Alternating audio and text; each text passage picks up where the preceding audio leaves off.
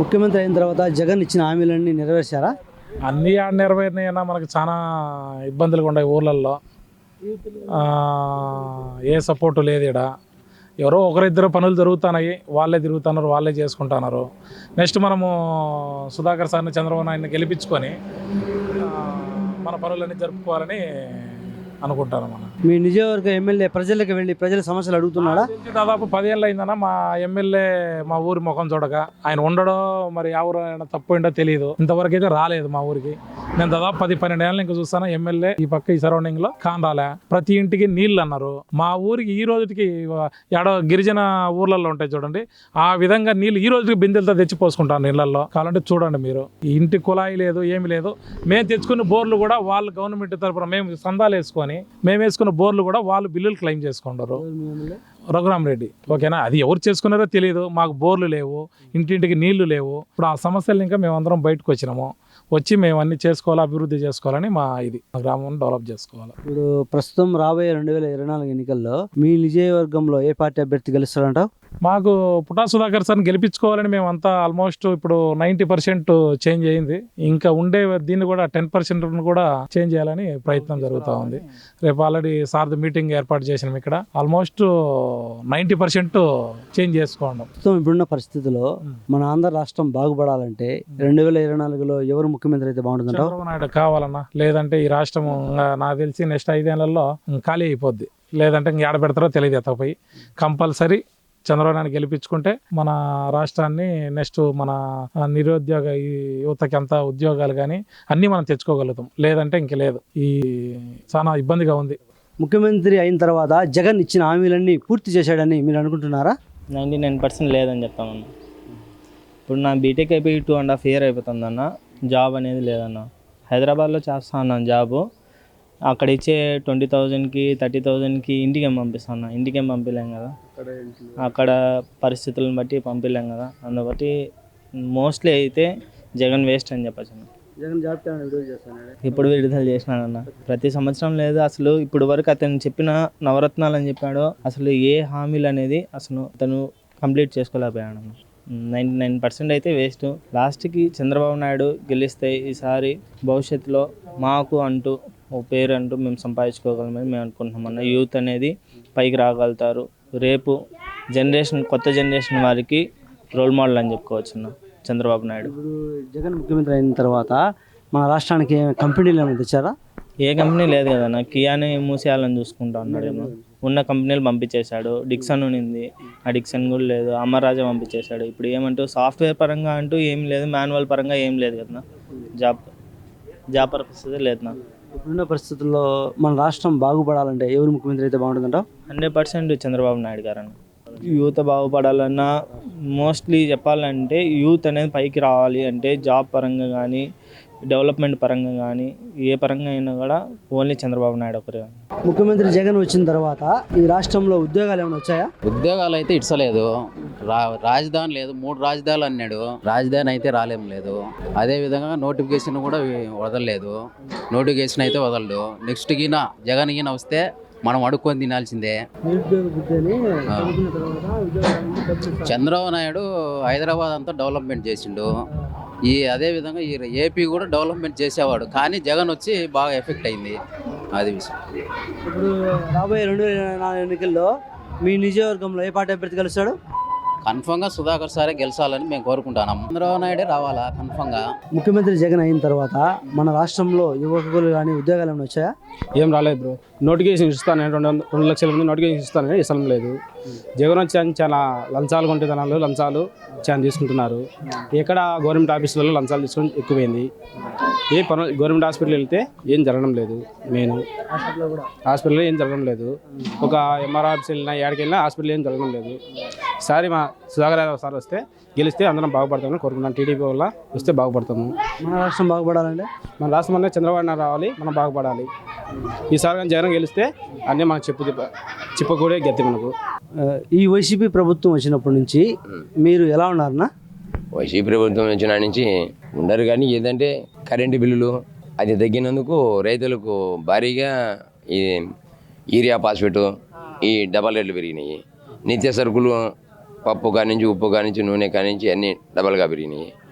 కాబట్టి ఈయన బటన్ నొక్కడమేం బాగానే ఉంది, కానీ ఈ బటన్ నొక్కినేది అన్ని దాంట్లకు ఫోన్పే పెట్టిండు. మరి ఒక వైన్ షాపులకు ఫోన్పే ఎందుకు పెట్టలేదు? ఎందుకంటే వాళ్ళు క్యాష్ మూలకంగా రావాలా, అది తాడేపల్లి ప్యాలెస్కి పోవాలా. చిన్న టీ కొట్టులో ఫోన్పే ఉంది, 5 రూపాయలు 10 రూపాయలు కొట్టినా ఫోన్పే కొడతాము. మరి బ్రాందీ షాపులలో ఫోన్పే లేకుండా క్యాష్ అంటే క్యాష్ ఫోన్పే కొడితే ఇలా లోకుట్టు బండారం బయటపడుతుంది అనే కింద ఆడ ఫోన్పే పెట్టలేదంటే ఎంత తెలివిమంతుడో, దొంగలే కల్లా గజ దొంగతో సమానం ఆలోచన మనిషి. మందు తీసేస్తానని ఎలక్షన్ వాగ్దానంలో చెప్పిండు. మరి మాట మీద నిలబడే మడం తిప్పని మనిషి అయితే తీసేయచ్చు కదా. అందులో చంద్రబాబు ఉన్నప్పుడన్నా బ్రాండ్ ఒరిజినల్, ఒక క్వార్టర్ కొడితే ఏదో సాయంత్రం దాకా ఉంటానింది. ఇది కల్తీ మందు, ఇది రోజుసేపు గబగబా అంటది, దిగిపోతుంది. ఒక్కొక్కడు బేల్దారి పనికి పోతే 500 600 తెచ్చుకుంటే 2 క్వార్టర్లు తాగితే ఈయనకి 400 పాయ. ఇంట్లో పెళ్ళాం పిల్లలు ఏం తినాలా, మళ్ళా అయిపోకూడదు. పొద్దున్నే బెటర్ ఈ మందు తాగితే భూమి మీదకి పోదు, నీళ్ళ మతికి వచ్చేసరికి మళ్ళీ మందా అట్లానే కింద ఉంటుంది. ఈ బ్రాండ్ తీసేస్తామని తీసేయలేదంటే దాంట్లో మాట తప్పినట్టే. వైన్ షాపులో మాత్రము, వైన్ షాప్ నేను వచ్చి వైన్ షాపులు ఎక్కడా ఉండవు, హై క్వాలిటీ పెడతాను, బార్లో పెడతాను నేను. అది కాకుండా క్యాష్ మూలకం ఇదే. ఇప్పుడు ఈ వైసీపీ ప్రభుత్వానికి ముఖ్య మెయిన్ కారణం కలెక్షన్ అంతా ఈ వైన్ షాపులదే. ఈడ అమ్మఒడి అంటాడు, ఈడ రైతు భరోసా అంటే వాళ్ళకు సగం ఫైనాన్స్ కట్టాల్సింది వచ్చాన్ని. ఆడి టౌన్కి పోతాం, అయ్యే సరుకులు తీసుకొని 4-5 తెచ్చుకుంటాం. తెచ్చుకుంటే అది 2 రోజులకి అయిపోతాయి. మళ్ళీ తిరిగి రిటర్న్ వాళ్ళకే పోతుంది, గవర్నమెంట్కే పోతుంది, కానీ ప్రజల దగ్గర నిలబడంలే. అది ఒకటి మా పంచాయతీలో బిజిగా చూడు ఎంత అన్యాయమో. చంద్రబాబు ఉన్నప్పుడు 2000 మా ఊరికి తొలగొచ్చి ట్రాక్టర్ డెలివరీ చేసిపోతాను. అదే విసికి ఇప్పుడు కొనాలంటే ఇది టిప్పర్ అయితే 20,000 25,000, ట్రాక్టర్ అయితే 18,000 10,000 అట్లా వస్తాను. చంద్రబాబు ఎప్పుడు బేల్దారులు కూడా ఎంత ఇబ్బంది పడతాను పనులు లేక. కాబట్టి విసిగలో వరకు చంద్రబాబు చాలా ప్రతి ఒక్క బీదా సాదాకు సాయం చేసిండు. ఇప్పుడు బేల్దాలు రేట్లు పెరిగినాయి, ఇసుక చిక్కడంలా. కొంత బిల్డర్స్ కూడా పని జరగక ఇసుక లేక సాలించిన పరిస్థితులు కూడా ఉన్నాయి. మాకు సుధాకర్ సార్, ఆయన ఇది 3వ టిప్పు ఎలక్షన్ నిలబడ్డాము, 2 సార్లు ఓడిపోయిండు. సుధాకర్ సార్కు 2 మార్లు ఓడిపోయింది అనే కింద ప్రతి ఊళ్ళో సానుభూతి ఉంది. 2 మార్లు ఓడిపోయిన వ్యక్తి, అందులో బీసీ క్యాండిడేట్. ఈ ఓసీలు ఉండేంత వరకు ఏ పంచాయతీలు డెవలప్ జరిగిందేం లేదు. బీసీ అయినా కూడా ఆయన ఓడిపోయినా కూడా ప్రతి ఒక్క నియోజకవర్గానికి ప్రతి ఒక్క పంచాయతీకి మీరు కింద కానీ చెట్టు మీరు కింద అయితే కానీ వర్కులేమో ఏ పంచాయతీ పట్టినా 1.5 2 కోట్ల వరకు ఇచ్చిండు. కానీ ఈ దుర్మార్గులు ఆయన కాడ వంకలు వాగులు తిని మళ్ళీ వైసీపీలోకి మారిపోయిండ్రు. అది వాళ్ళు ఆయన చేసిన తప్పేం కాదు.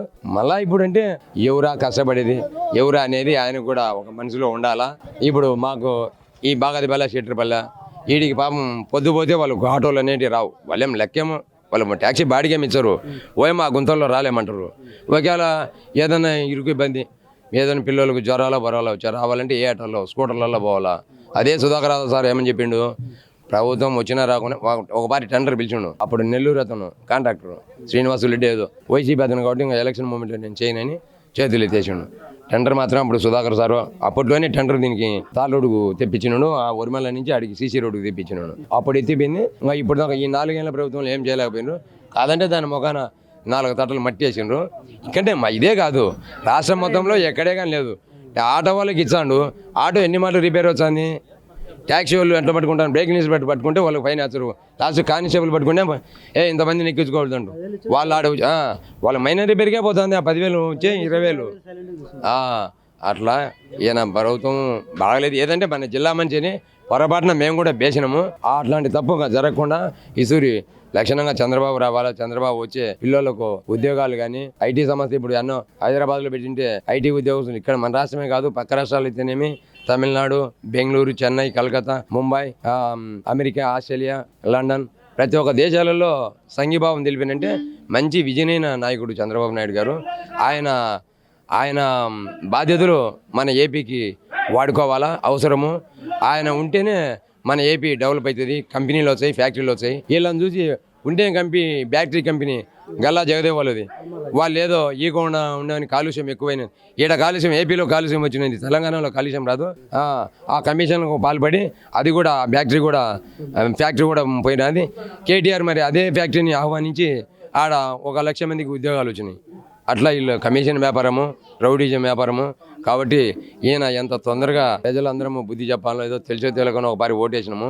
ఓటేసిన దానికి ఏదో 30,000 వరకు వాళ్ళ నాయన మాదిరి అనుకున్నాం. కానీ ఇంత రౌడీజము అసలు అసెంబ్లీలో ఒక ప్రతిపక్ష నాయకుడిని ఎంత విమర్శించాల్సిన పని. ప్రతిపక్ష నాయకుని విమర్శించు, భార్యను పిల్లలను నీకు పుట్టలేదు ఇంకొకరు పుట్టినంటే అట్లాంటి కొడాలి నాయన అట్టాటోని ఈ రోజా అట్లాంటి బుడబుడకల రోజాను వీళ్ళని పెట్టుకొని వీళ్ళు ఈయనకు చాలా జగన్కు చాలా డ్యామేజ్ చేసిండు.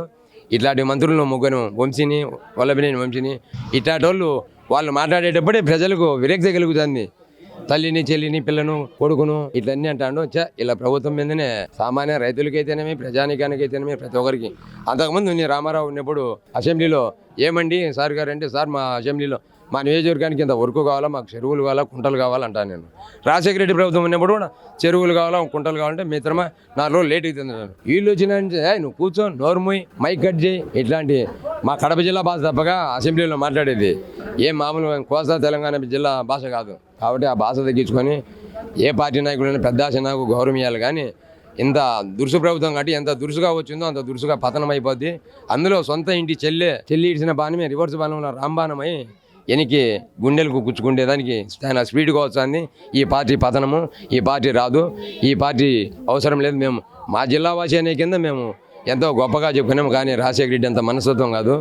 సీనియర్లను లెక్క చూడు, వాళ్ళ కార్యకర్తలు లోకల్ ఉన్న నిన్న చూడు గంగమ్మ స్వామి దగ్గర ఒక సామాన్య కార్యకర్త, ఒక సామాన్య రైతు నాకు బిల్డింగ్ రాలేదు సార్ అని వాళ్ళ ఎమ్మెల్యేకి చెప్తా అంటే ఇక్కడుండే చిన్న కార్యకర్త చోటే నాయకుడు, వాడు చోటే కార్యకర్త, ఒక ఎంపీటీసీ భర్త నువ్వేంది చెప్పేదని ఎమ్మెల్యే ఎస్ఐ ముందన్నే రెవెన్యూ చేసి కొట్టిండంటే వీళ్ళ రాజకీయ చరిత్ర అంతా వీళ్ళది దిగజారుడుతనం ఎంత.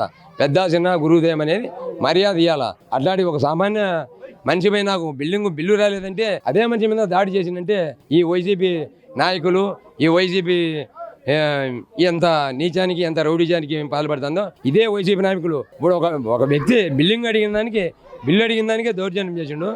ఇదే మళ్ళా తిరిగి సుధాకర్ యాదవ్ గారు, మా చంద్రబాబు నాయుడు గారు ముఖ్యమంత్రి అయి ప్రమాణ స్వీకరించానే